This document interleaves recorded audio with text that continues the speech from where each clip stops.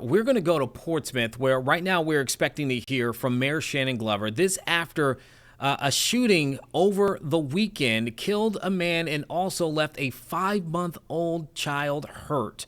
Okay, the mayor doesn't appear that he has quite started yet, but this is just the latest in a string of violent incidents that have taken place there in the city to start this year. You're looking there in the audience. I'm seeing the city manager. I also see the police chief, Stephen Jenkins, and the sheriff there as well, Sheriff Moore. So without further ado, let's go ahead and hear from city officials as they give us the latest information into that investigation, and then also hopefully some insight and some of the things that have been going on in the city as we have started 2026.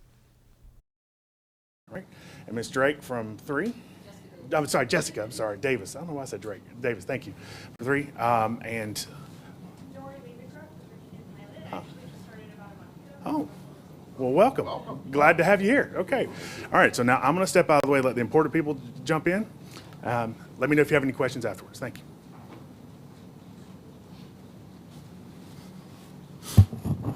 Good morning, everyone.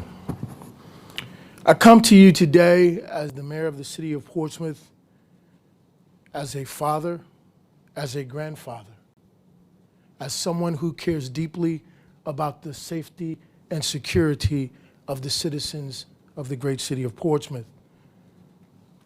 First of all, I want to thank all of our law enforcement and our city leadership that is standing with us here today. We are all committed to ensuring that every citizen has a safe environment. Thank you guys for being here, and I appreciate all of your support. I want to begin by speaking directly to the families that are hurting right now. As you know, over the last probably 10 or 15 days, we have had an increased amount of violence, particularly gun violence and deaths, primarily to young people in the city of Portsmouth. Our hearts are with those who have their loved ones and with the child who was injured. I'm not sure you are aware, but we had this past weekend an incident where another young person died and a 5-month-old child was injured in that incident. That is absolutely unacceptable. But we want to let those families know we are thinking about them and praying for them. No words can ease this pain, but we want our community to know that Portsmouth grieves with you. What we have seen in recent weeks is deeply troubling.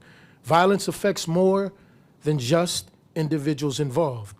It shakes families, neighborhoods, and our entire city. I want to be clear. This is not something that we will accept, nor will we excuse or ignore. Public safety is our highest priority. We are working closely with Chief Jenkins, Sheriff Moore, and all of our Portsmouth Police Department as they actively investigate and help in these incidents and pursue those who are responsible. Our officers are doing critical work every day, and they have the full support of this city, the city council, the city leadership team. At the same time, safety is not achieved solely through law enforcement. It requires partnership between city, our police department, our community partners and organization, and the residents themselves. If you know something, if you saw something, if you heard something, please come forward. Your information matters, and believe me, it will save lives. I want to be clear. Public safety, again, is our top priority, and we will continue to work closely with our chief and all of those involved. And we will thoroughly investigate these matters until we bring those who committed these crimes to justice. That is our commitment. Today, we're here to be transparent, to share what we can, and to reaffirm our commitment to keeping Portsmouth safe. We will continue to communicate openly and work tirelessly on behalf of all of our residents. And I want to close by saying this. For all of our citizens out there who think that they can't make a difference, now is the time for you to make a difference. We will have other speakers come up to talk about how you can specifically help and some of the specific things we are doing to improve public safety in our city. But make no mistake, we will not accept this kind of behavior, and we will not accept losing our children. That is a matter that we all will work hard to improve upon and eradicate. Thank you all for your time.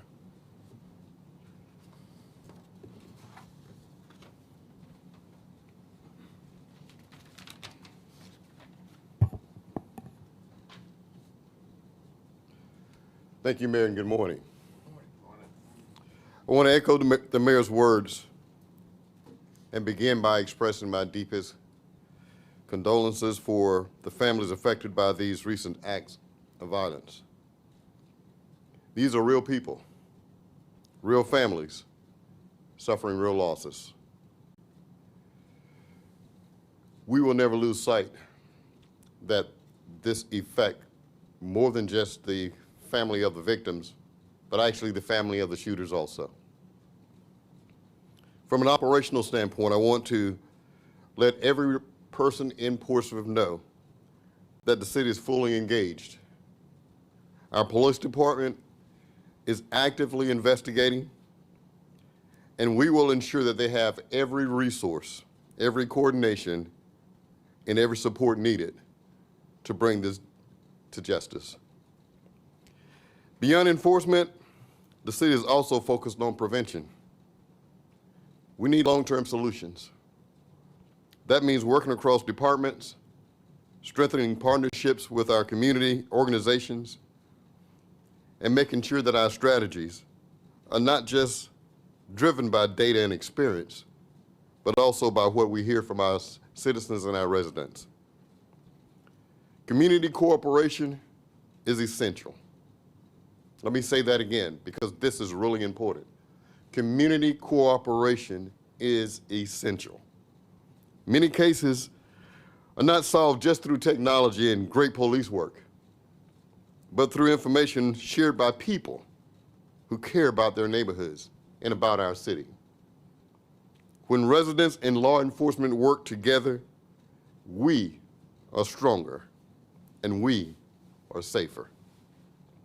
We understand that incidents like this bring high concern among our citizens. We will always respond with urgency, transparency, and resolve. And that is exactly what we're doing with this situation. I personally appreciate the public's engagement in this, and we will continue to provide updates as more information becomes available and appropriate to share. I'm going to ask Chief Jenkins if he will come forth at this time and provide a few words and maybe some updates on where we are with these cases. Chief?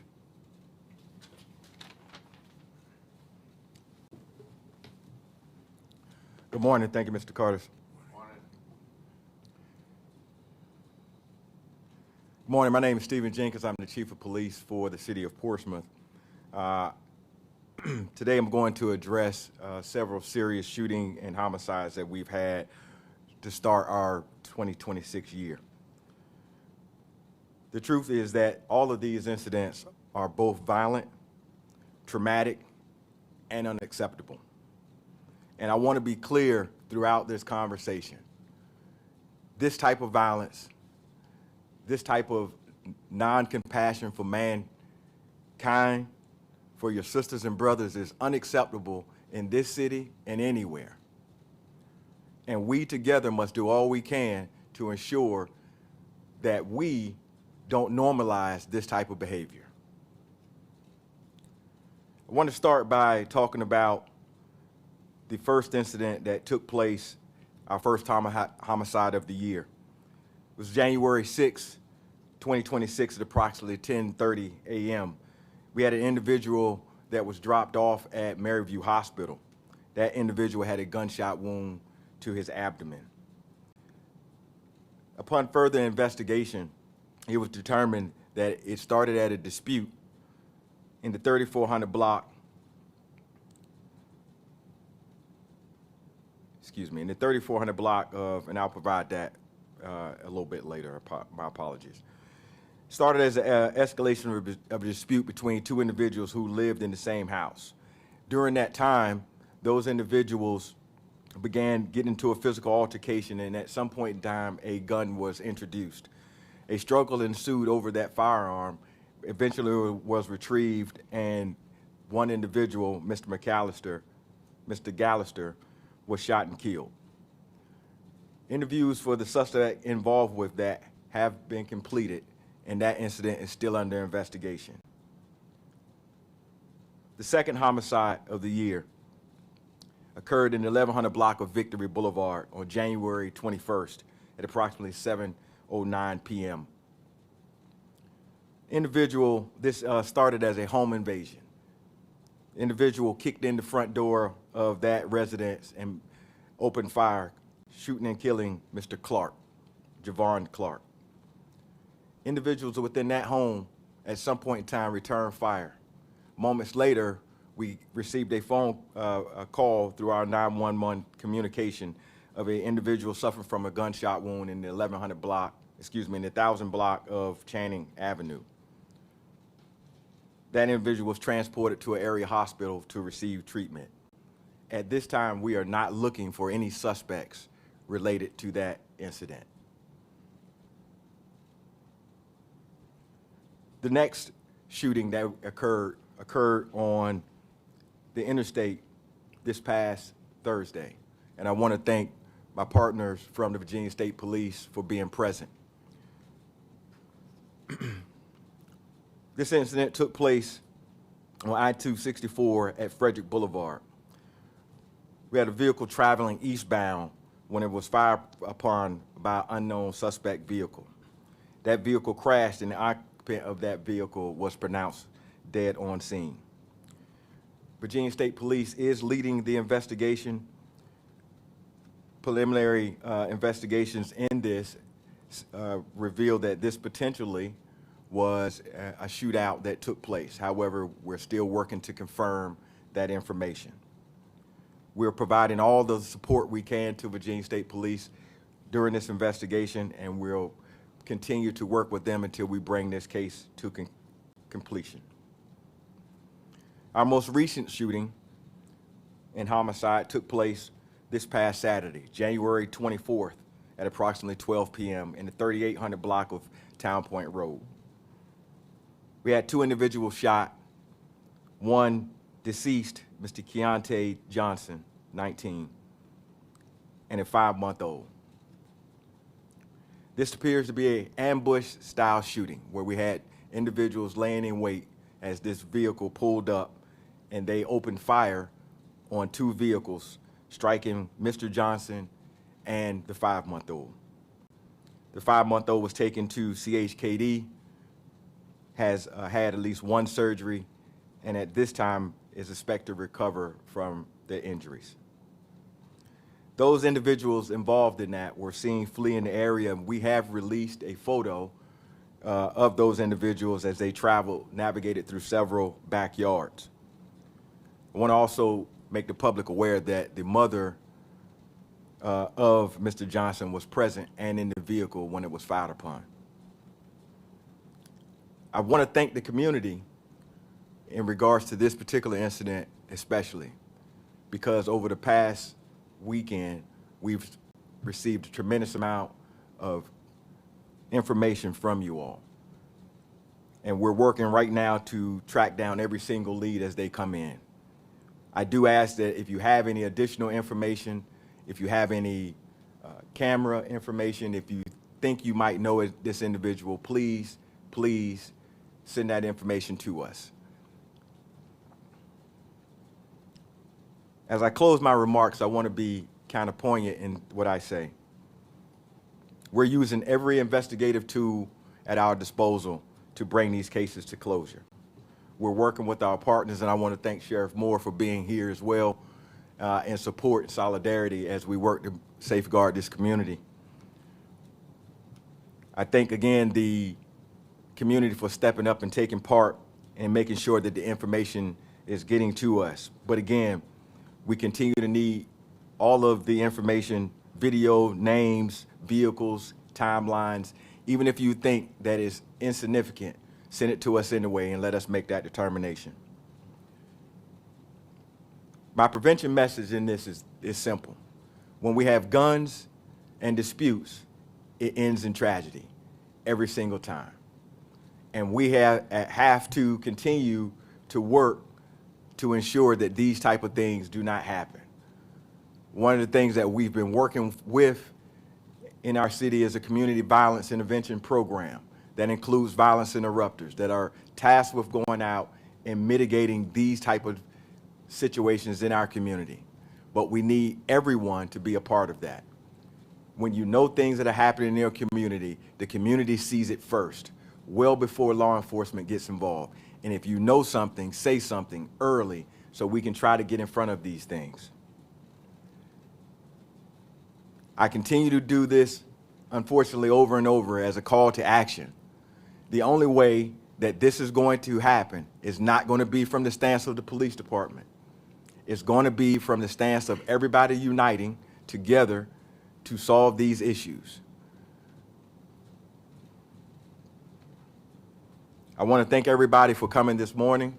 I want to thank my fellow department heads for standing as we want to show that as a city, all of us are actively engaged in addressing the issues and concerns of our city and our citizens.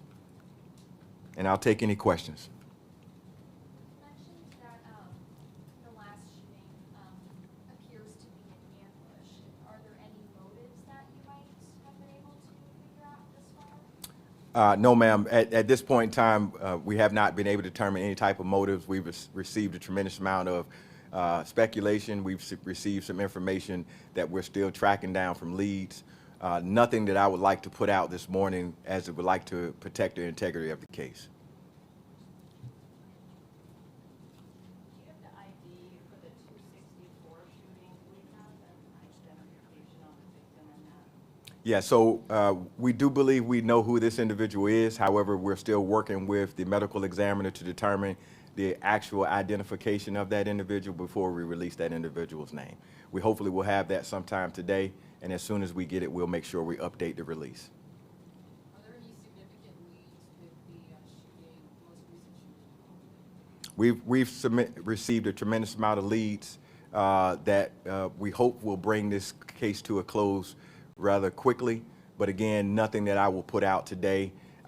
As we get information, we will continue to try to update the public, but again, we ask that any information that the public has, again, no matter how insignificant they think it may be, we ask for that information. And again, if we know that this is related to something else, we need that information as well. The big thing that kind of everybody was talking about is the importance of the community getting involved. You mentioned the youth intervention program. Can you kind of talk about that a little bit more and how people can get involved? Yeah, so a little over a year ago, we started with our initiative, Portsmouth United.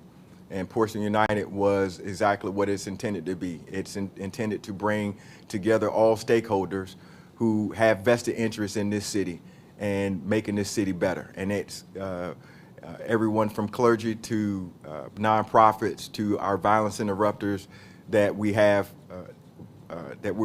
within the city. And those individuals, again, are going to be deployed to several neighborhoods across the city. They do not work for the police department. Let me be clear for that. They are actually out as advocates for the community. And again, the hope is that they can get out and intertwine with these situations that fester within the community sometimes and see if they can't mentor or monitor and sometimes diffuse these situations before they become more volatile. Sometimes the biggest thing that we want to put out is give yourself a moment. The best thing that you can do from any dispute is to walk away. That's the most gangster thing I've ever seen, is a person walk away from a dispute. Give yourself a second, because if you give yourself a second, you may have saved not only your life, but somebody else's life. And I think that's important that we put that out. And you mentioned that program has been around for about a year now. Have you noticed any difference since implementing that? So what I will say, ma'am, and it's unfortunately that tomorrow I'll be doing a update on crime for the quarter. And what I can say is last year we had a record low a 44% reduction in homicides for our city. And I attribute that not only to the hard work of the police department and the community, but also to those interrupters that were out, to those partners in Portsmouth United, to all of the initiatives that we've been putting in place to be able to kind of to look at these problems from as vast a solution as possible. So I would like to say that it is helping, but obviously there is data that we need to collect to be able to back that up. Just had a couple of questions, specifics on the Town Point Road one. Other than the two people that were shot, no one else was hurt, right? I know you mentioned his mother was in the car. The mother was not hurt. However, she did receive some glass fragments in her wrist from shattering of the glass. And the baby, was the baby actually, I know you said struck, so actually shot? Yes, ma'am. The baby was actually struck by a bullet. I Yes. wasn't sure if it Yes, was ma'am. damage from glass or whatever. No, ma'am. Baby was struck by a bullet in the lower extremities. Again, taken to CHKD for treatment. To my knowledge, had at least one surgery, which was successful, and we're expecting the child to make a full recovery. Are you able to say the relation? It family. It is family. We didn't really touch on it in the press conference, but kind of transitioning to the two girls still missing out in Portsmouth. What's the latest on them? We heard that maybe Forever Scott surrendered. Is that true? I'm sorry, I couldn't hear the end of it. Forever Scott, who is one of the two girls who are still missing out in Portsmouth from the behavioral health center. Can you speak on the latest information that you all know? We heard that maybe Forever Scott surrendered. So what I can tell you is that we have recovered at least one of the juveniles related to that, which is we're thankful for. We do have two juveniles that are still have not been located. We have received information again from the community on potential sightings and things of that nature that we're continuing to track down. We're continuing to work with the facility in which they left from as they continue to provide leads to us. So this is still a open investigation. We're very active in trying to bring these young ladies home, or at least find their whereabouts. And again, someone has seen them. They are most likely in communication with some family member. If that family member knows where they are, we appreciate if we just get some information to know that they're safe, is what the information that we would like to have. And again, we'll continue to release that information. It was put out via alert through the state police. And again, if anybody has that, what that alert does is they're listed nationally. So if anybody comes across them, we'll be notified. Are all of these incidents kind of individualized, or should the public be worried, especially with the latest shooting? So we don't have anything that ties these shootings together. We're working right now to determine and ensure that whether they are or aren't. If we determine that they are and it's a need for a public safety statement, we will make one at that time. I apologize. I want to get there. I just wanted to clarify, so you said that Mr. Johnson was in a car when that car was shot at, and that his mother was also in the car. Was the mother driving? She was a passenger in the car, and again, I believe he was outside of the car when he took fire. He actually attempted to flee and collapse a short time later. And so the shooters were from another car that was passing by? No, ma'am. They actually were outside of the vehicle. From what we know, that they were there waiting for the car to pull up. Okay, so I'm just trying to kind of reconstruct it. So the car was waiting, well, shooters were waiting. A mother pulls up, mother in the car. There were two vehicles, Two separate. two separate vehicles, So, but family in both vehicles. family in both vehicles, and both those vehicles were on the victim's side. Both vehicles on the victim's side, correct. They were passing by. So was the fire? They actually pulled up into the apartment complex to go into the apartment complex. Okay, and so the 5-month-old was struck while inside. Correct. And in terms of the police homicides that we've seen in the past, like 25 days or so, would you say that that's unusual, like within 1 month?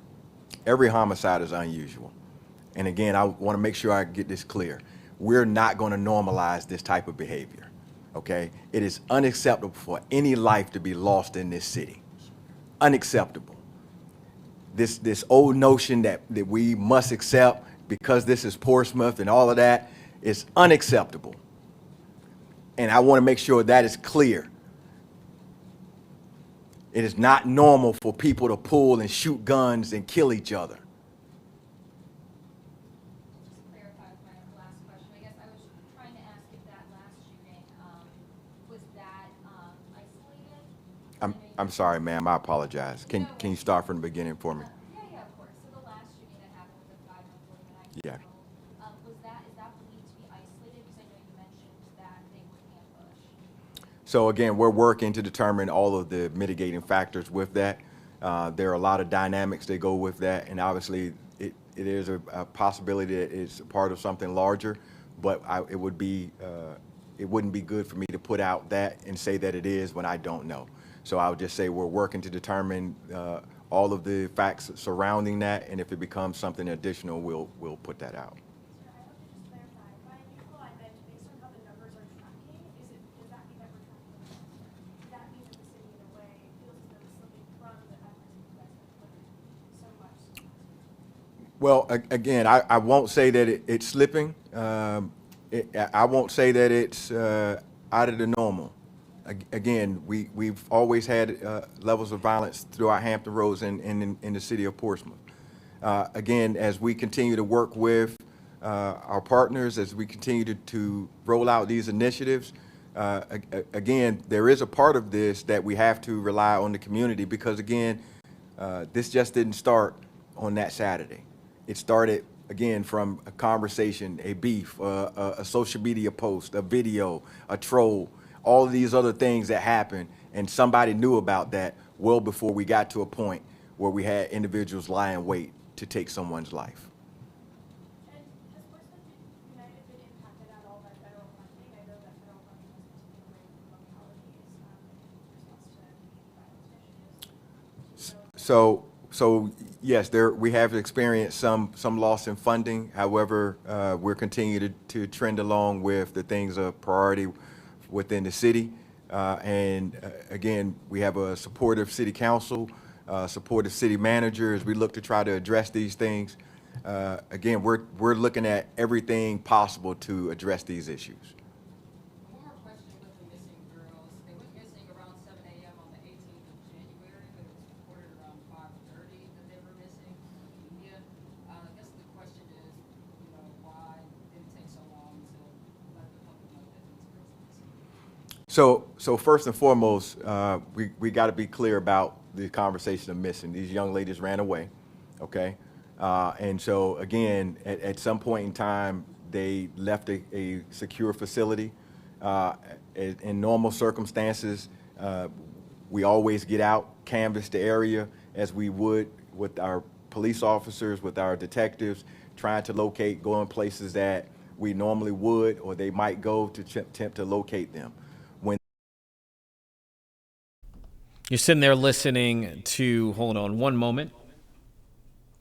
You're sitting there listening to Police Chief Stephen Jenkins there in Portsmouth, outlining investigations in several cases that have already happened here in 2026. One of the things that he said there in particular, he did not want to normalize shootings.